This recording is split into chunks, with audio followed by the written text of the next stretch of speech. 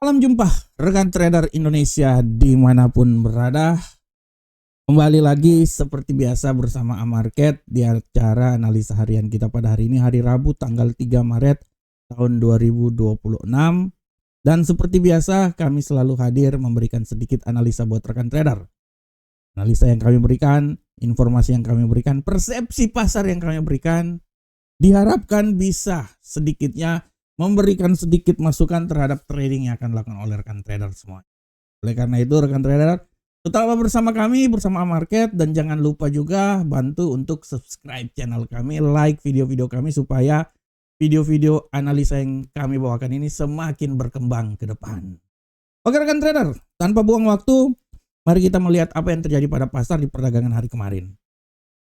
Di hari kemarin rekan trader sudah sangat jelas kita bisa lihat bahwa impact dari peperangan yang terjadi membuat bagaimana pasar bergejolak dengan sangat luar biasa, terutama untuk indeks dolar Amerika.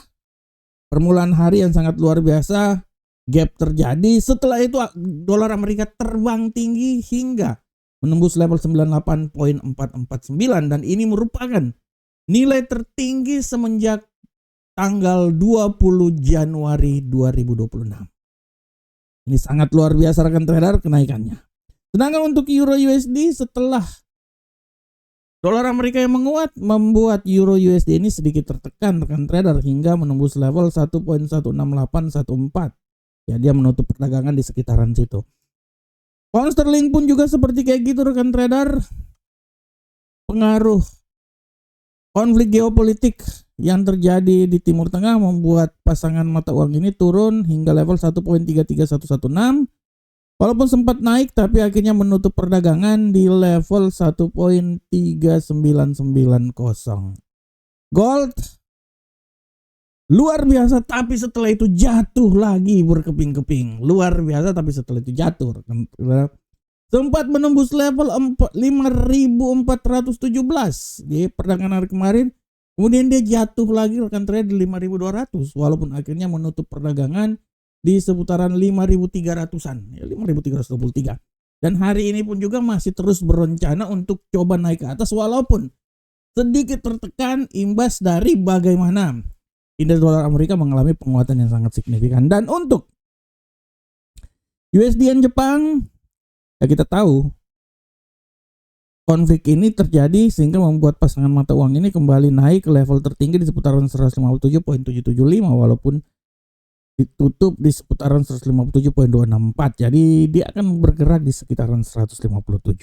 Nah, rekan trader, ini adalah pergerakan yang terjadi pada pasar di hari kemarin dan kita akan lihat bagaimana selanjutnya.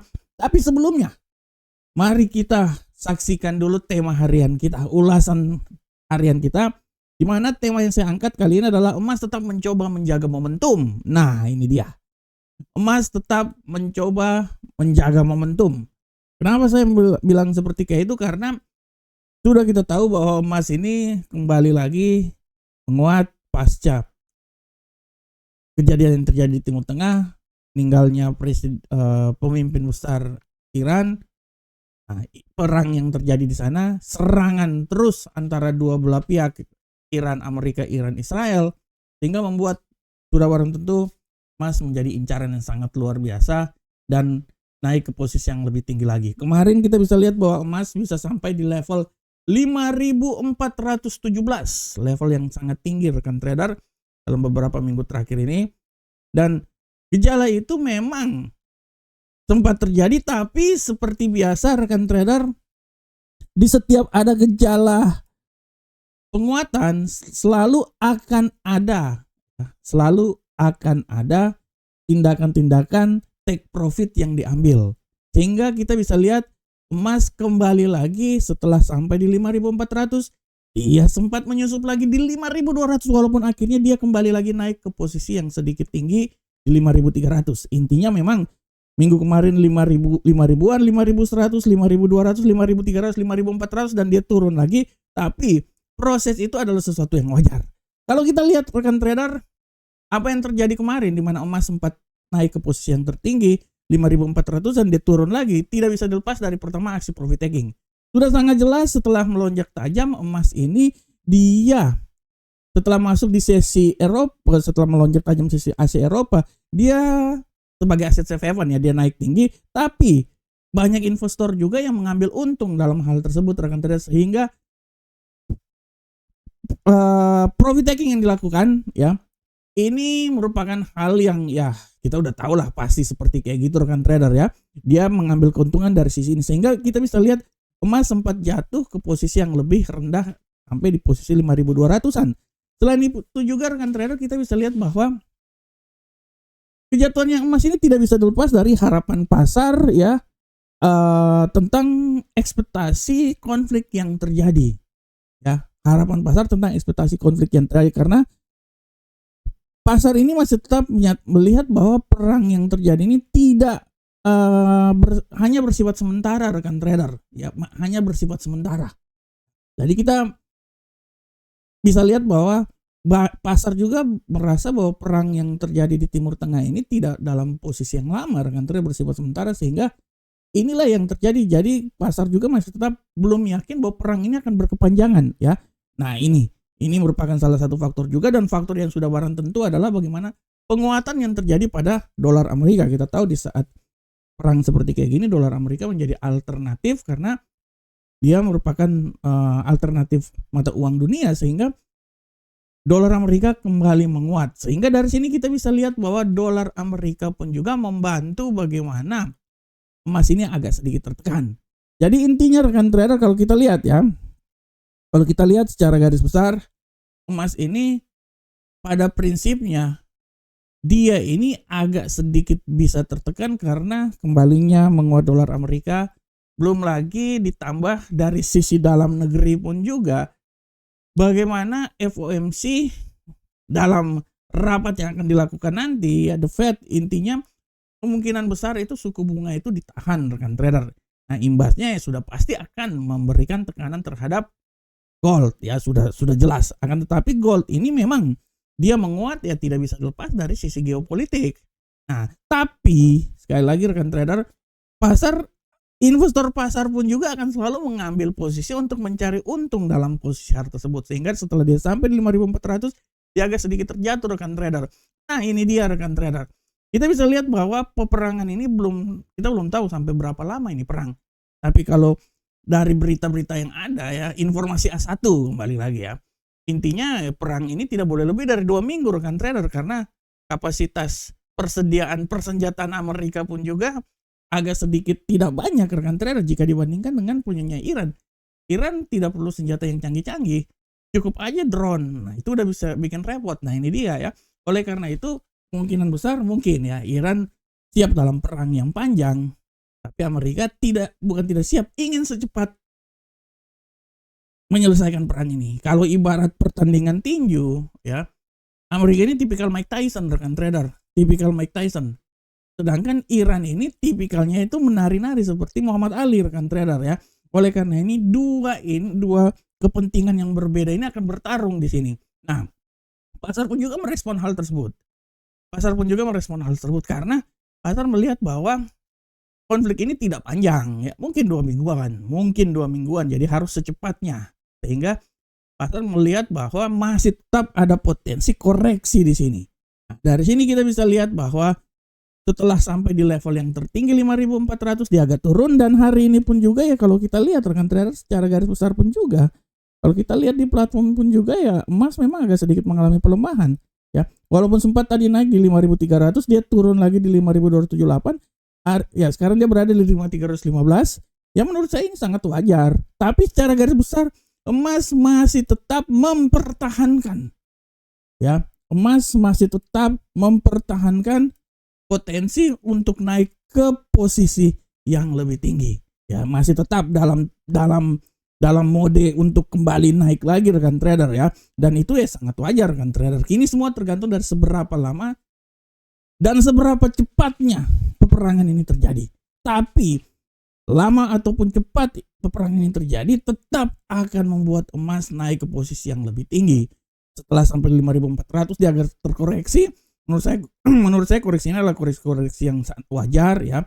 Pasar juga bereaksi, tapi setelah itu emas perlahan namun pasti dia akan kembali naik lagi. Dan puncak kenaikannya dari sisi dalam negeri itu saya bisa bilang bahwa sampai nanti ketua The Fed yang baru dilantik, di saat itulah progres kenaikan emas sangat bisa dilihat dengan pasti di situ. Oke rekan trader, demikianlah tema kita. Sekarang kita langsung masuk aja di analisa teknikal. Seperti biasa, kita masuk di indeks dolar Amerika. Pergerakan yang terjadi pada indeks dolar Amerika hari ini, secara garis besar kalau rekan trader lihat, indeks dolar Amerika kembali naik dan ya memang dia akan naik terus rekan trader. Dalam beberapa hari ke depan dia akan naik. Malahan saya bisa bilang bahwa peluang dia naik sampai hari ini bisa saja sampai di level 98.678. Walaupun ya masih ada gejala biasalah transaksi sedikit untuk melemah, itu wajar. Dia bisa melemah juga ya, serangan balik hingga sampai di level terendah di seputaran 98.176. Nah untuk Euro USD rekan trader bisa lihat pergerakan terjadi pada Euro USD saat ini. Kalau rekan trader lihat secara garis besar Euro USD dengan penguatan yang terjadi pada indeks dolar Amerika ya semakin membuat pasangan mata uang ini agak sedikit tertekan.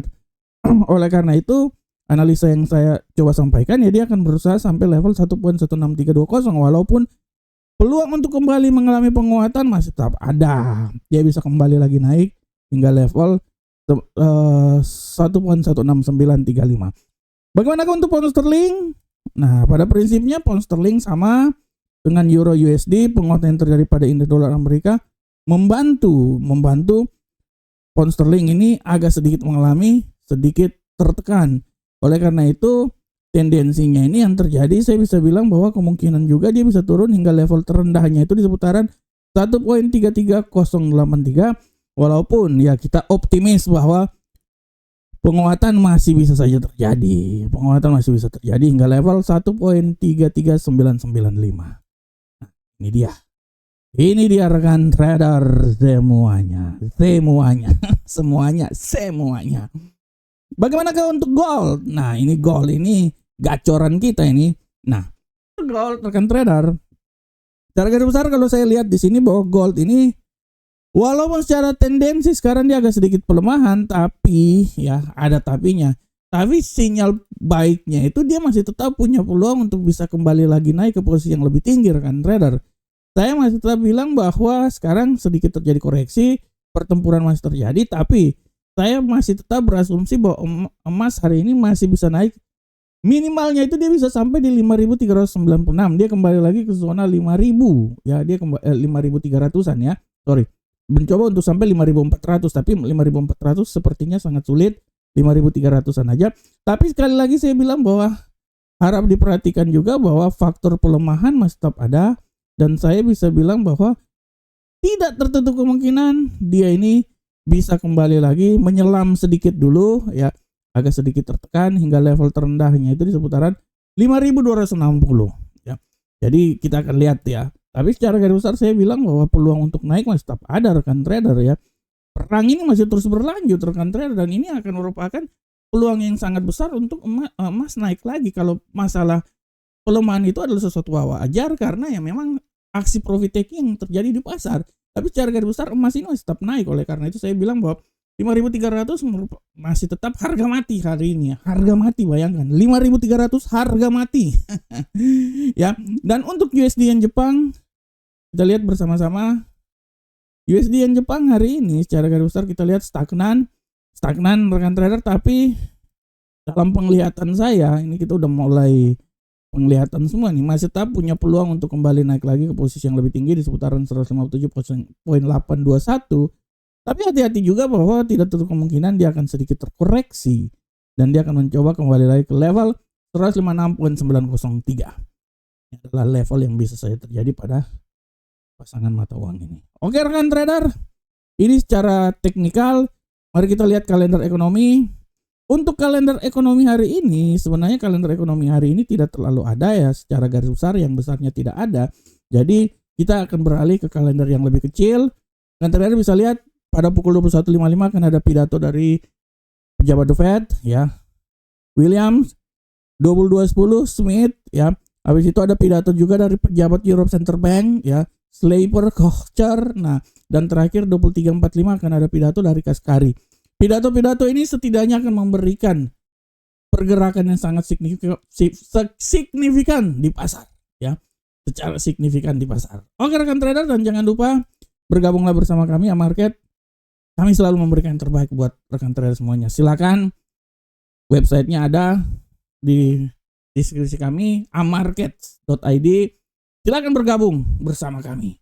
Oke rekan trader semuanya, demikianlah analisa harian kita. Semoga apa yang kami berikan buat rekan trader ini berguna buat rekan trader semuanya. Akhir kata rekan trader, selamat menjalankan hari yang sangat luar biasa. Semoga hari ini benar-benar memberikan sesuatu yang positif Anda semuanya. Sampai ketemu di analisa berikutnya. Salam Profit Indonesia.